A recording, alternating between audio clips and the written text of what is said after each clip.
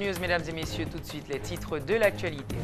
Démission au cours du week-end du commissaire du gouvernement de Port-au-Prince, Maître Clamé Oknam Daméus, dont la révocation a été réclamée par les avocats du barreau, affirme quitter son poste pour éviter des manipulations politiques. Entre-temps, les activités étaient encore paralysées ce lundi au tribunal de première instance de Port-au-Prince. Le barreau prévoit de convoquer une assemblée générale afin de statuer sur une éventuelle reprise du travail. Les états généraux sectoriels sont au point mort, 3 mois après la fin du mandat des membres du comité de pilotage et celui du secrétariat technique. Le président de la République ne s'est toujours pas prononcé sur la question. Et puis le gouvernement a lancé ce lundi des travaux à haute intensité de main-d'œuvre, et ça s'est passé à Cité-Soleil, afin de permettre aux citoyens de cette commune de disposer d'un peu d'argent durant la période des fêtes de fin d'année. 6 départements, dont l'Ouest, sont concernés par ces travaux. Le commissaire du gouvernement de Port-au-Prince a remis sa démission au président de la République dans une correspondance datée du 4 décembre, mais rendue publique au cours du week-end. Maître Clamé Oknam Daméus explique ne pas vouloir se laisser politiquement manipuler. Le désormais ex-chef du parquet serait remplacé par le substitut Paul Héronce-Villard, selon des informations qui jusqu'ici n'ont été confirmées par aucune note officielle. Notons que la mise à pied de Maître Clamé Oknam Daméus a été réclamée par les avocats du barreau de Port-au-Prince.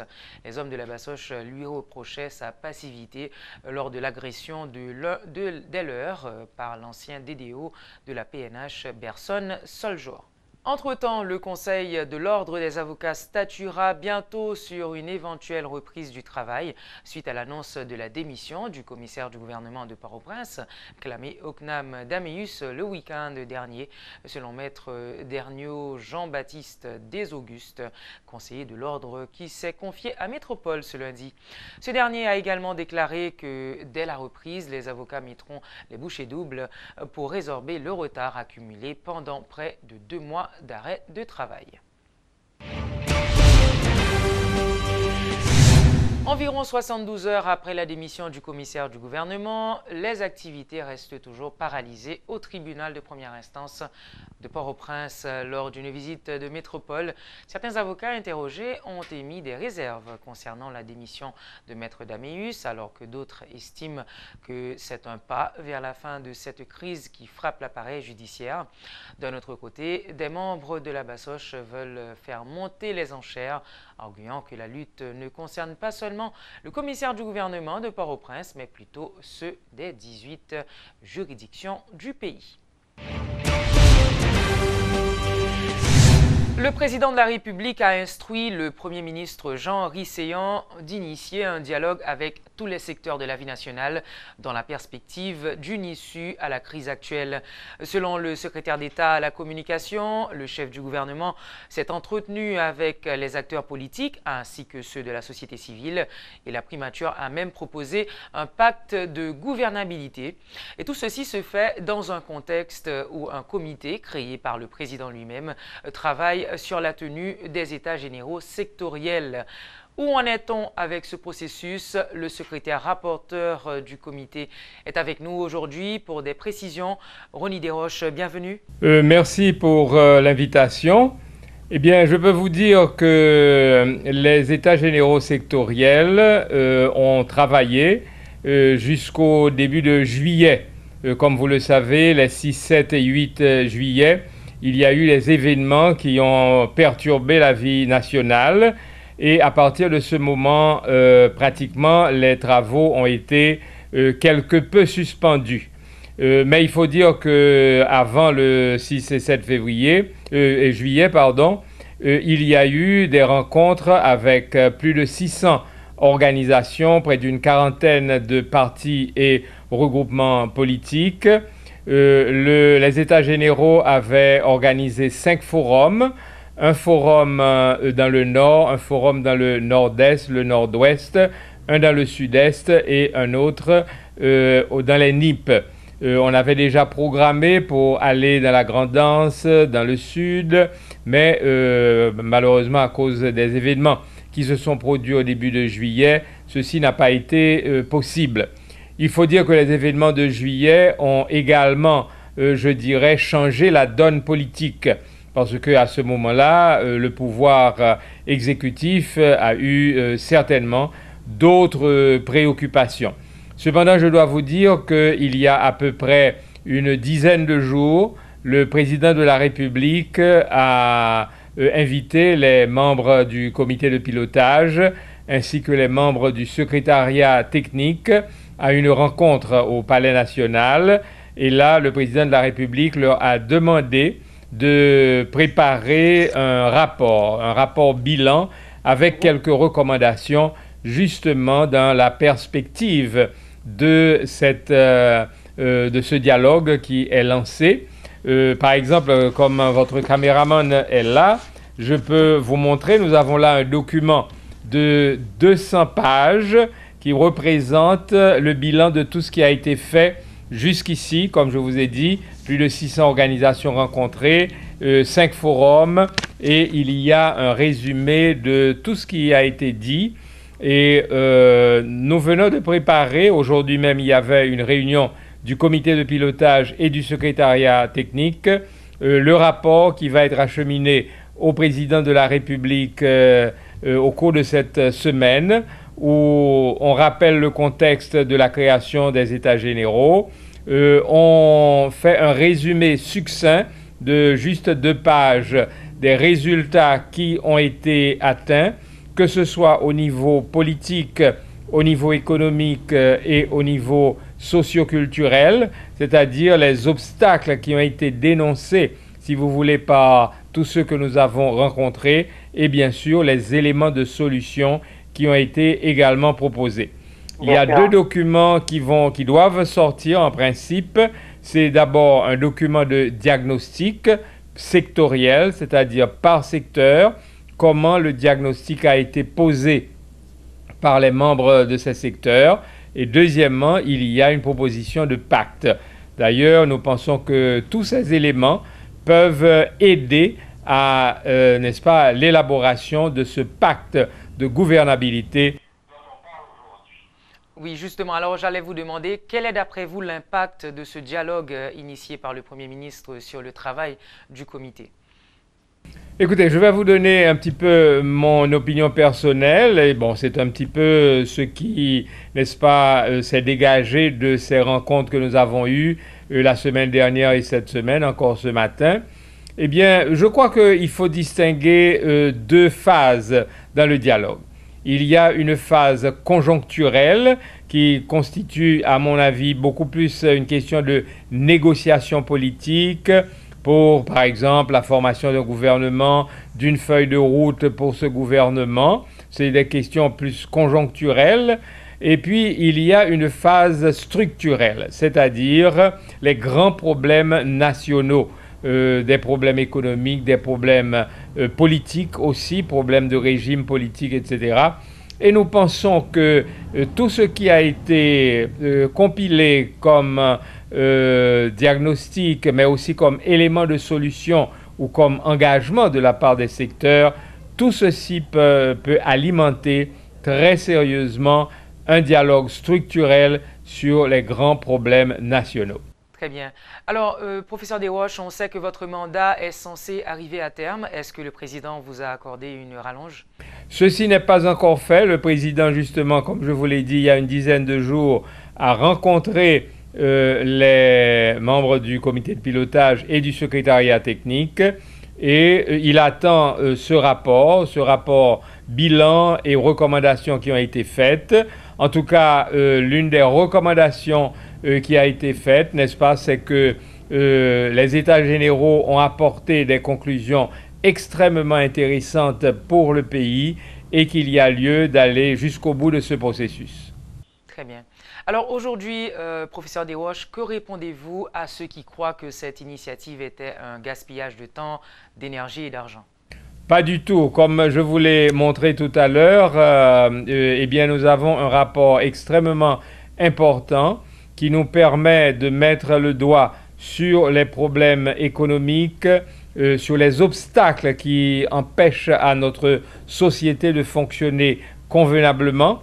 Notre société ne fonctionne pas convenablement. Tout le temps, nous avons des crises politiques. Lesquelles crises politiques débouchent souvent sur la violence. Nous avons connu beaucoup de violence au cours de ces derniers temps et c'est encore le cas aujourd'hui.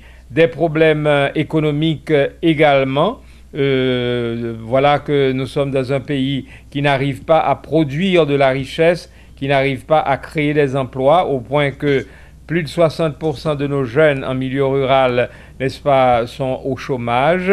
Donc c'est un pays bloqué. Ces obstacles, nous les avons identifiés et je crois que tous ceux qui veulent le bien du pays, non pas des gens qui cherchent des postes politiques, des postes de ministres, de directeurs généraux et autres, tous ceux qui veulent vraiment le bien du pays, eh bien, peuvent trouver là une mine extrêmement importante pour aider à débloquer ce pays, tant sur le plan politique que sur le plan économique et même sur le plan socio-culturel, parce qu'aujourd'hui, on peut le dire, on a une crise d'identité dans ce pays, on a une crise aussi de cohésion sociale. Notre cohésion nationale est extrêmement faible. Professeur Desroches, merci d'avoir été avec nous. À très bientôt, on espère. Merci à vous. Bonsoir.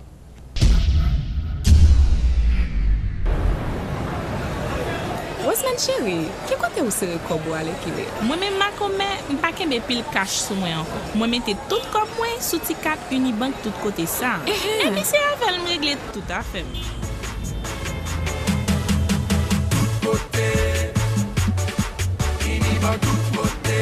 Hey, comme t'as pensé à le faire une tout? Ah, chérie, pourquoi ouvert canet Unibank tout côté par ak 100 gouttes de dépôt seulement? Mes amis, moi pense que ça peut déman pile.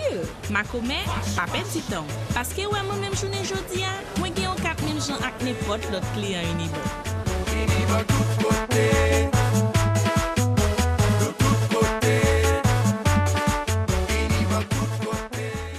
La compagnie Technomoteur est fière de vous présenter les nouvelles génératrices Imoensa. Équipées d'un moteur Yanmar, fabriquées au Japon, les génératrices Imoensa sont puissantes, solides et sont les plus silencieuses dans leur catégorie tout en étant moins chères. En tant que directrice adjointe de Technomoteur, je vous donne la garantie que les génératrices Imoensa vont vous satisfaire, vu leur durabilité et leur prix imbattable. Passez voir les nouvelles génératrices Imoensa de 5 kW à 3 MW à Technomoteur.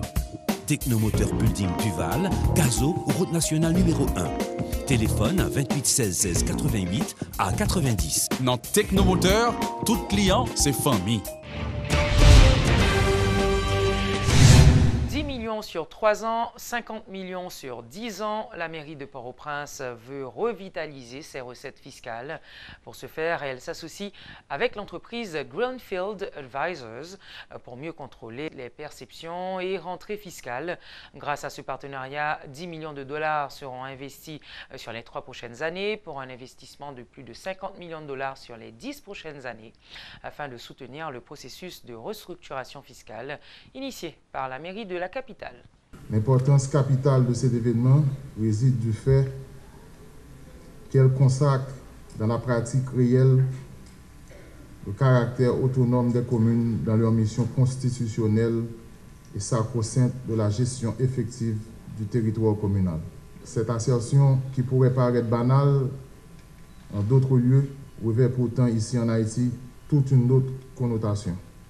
Depuis un an, l'administration communale de Port-au-Prince, de la commune de Port-au-Prince, a pris l'initiative de redynamiser ses ressources financières pour la mise en place du projet de revitalisation de recettes fiscales de la ville de Port-au-Prince. Ce projet a la particularité d'être la toute première initiative réalisée en partenariat public-privé entre la ville de Port-au-Prince avec un consortium de firmes spécialisées dirigé par la compagnie américaine Greenfield Advisors.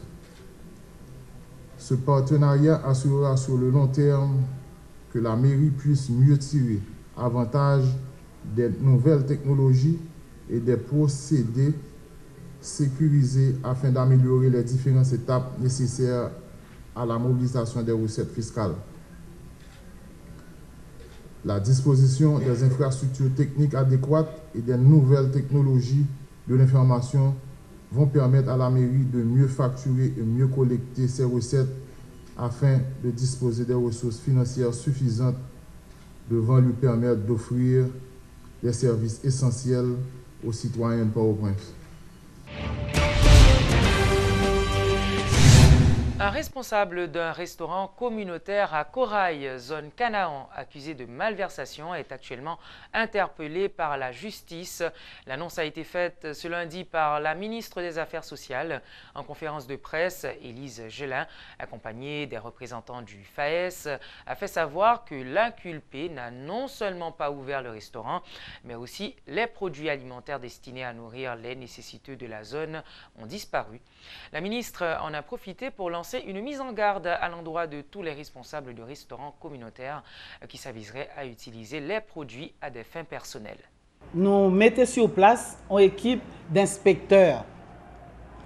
Nous gagnons des inspecteurs qui allaient régulièrement dans le restaurant pour vérifier non seulement que manger a bien fait, puis fait dans des conditions d'hygiène appropriées, que quantité que vous faites desservi, quantité de monde pour desservir, environ 500 à 600 monde par jour. Et pour nous assurer nous tous que le restaurant aurait été ouvert tout mois, toute longue mois, parce que nous allons manger pour lui durer un mois régulièrement. Voilà que nous, un inspecteur nous, à nos zones, et puis le power restaurant. Entre-temps, nous avons une population qui vient dans FAES, qui vient dire que tant de un restaurant dans la zone ça, il n'y a pas de restaurant. Donc, FAES délégué une équipe aller sur place pour ouais côté restaurant. Nous pas jouer un restaurant et comme nous connaissons chaque monde qui recevoir produit pour faire restaurant, nous gagne nol, nous gagne nifli, nous gagne numéro de téléphone, nous gagne côté pour nous joindre. Donc, nous cherchons monde, nous joignons et nous pas joindre produit. Donc nous relais la justice qui fait travail pâle, calé, qui mande moun pour bail manger. Donc li son monde qui interpellé. Ça n'a dit matin, c'est que il y a pile monde qui recevoir manger. Nous t'arrêter faire connaître que manger ak nan main yo.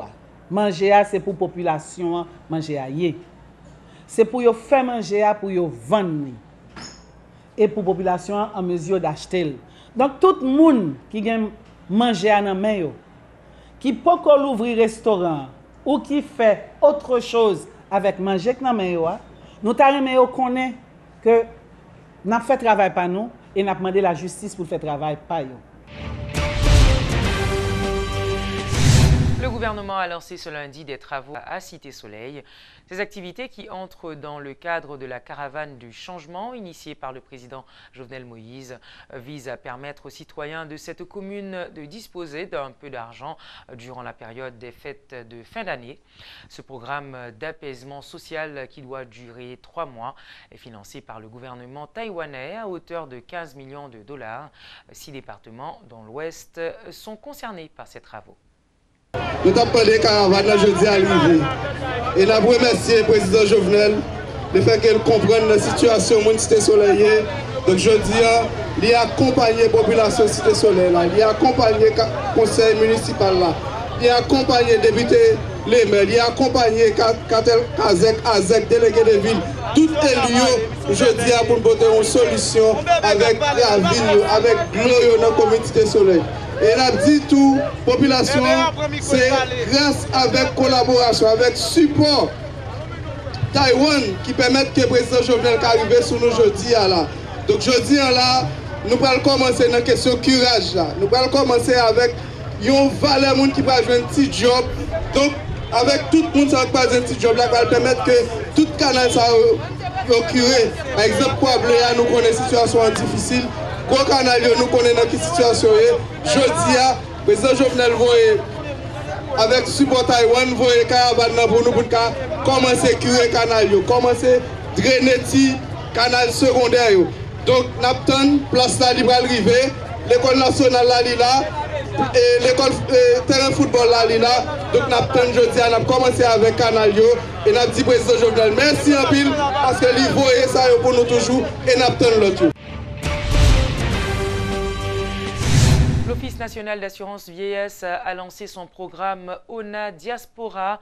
Cette initiative vise à faciliter aux membres de la diaspora haïtienne d'accéder à des prêts à distance et de bénéficier de la retraite. Le directeur général de l'ONA, Chisnel Pierre, qualifie de pas géant la mise en œuvre de ce programme. ONA Diaspora, que nous avons le plaisir et la joie de lancer officiellement aujourd'hui, constitue un retour d'ascenseur pour ses compatriotes. Depuis quelque temps, nous avons cherché à connaître leurs problèmes, leurs doléances, leurs projets et leurs attentes, leurs aspirations et leurs ambitions. Nous avons attendu environ une année avant de procéder à l'organisation de cette cérémonie, car il nous fallait recueillir des informations, engager d'innombrables entretiens avec des compatriotes d'horizons divers. ONA Diaspora est le résultat d'un travail de recherche passionnant. Durant ce parcours, avec ces moments de réussite et de désillusion, les rencontres que j'ai pu faire en Amérique du Nord ou en Europe m'ont motivé à la rédaction de toute la dernière page de ce projet. Mais par-dessus tout, la feuille de route qui m'avait transmise le chef de l'État, son Excellence M. Jovenel Moïse, en faisant choix de moi pour diriger cette prestigieuse institution, était sans équivoque. La diaspora est à mettre au cœur du développement national. Voilà autant de stimuli qui m'ont conduit à explorer des terrains originaux et intéressants pour ce projet. Ce soir, je ressens un sentiment de plénitude, mais aussi de gratitude envers celles et ceux qui m'ont aidé à le mener à bonne fin. D'une manière générale, les diasporas ont toujours été vecteurs de progrès et de transformation sociale positive, tant pour leur pays d'origine que pour leur pays d'accueil. Merci d'avoir été avec nous. À très bientôt, mesdames et messieurs, pour une autre édition de Métro News.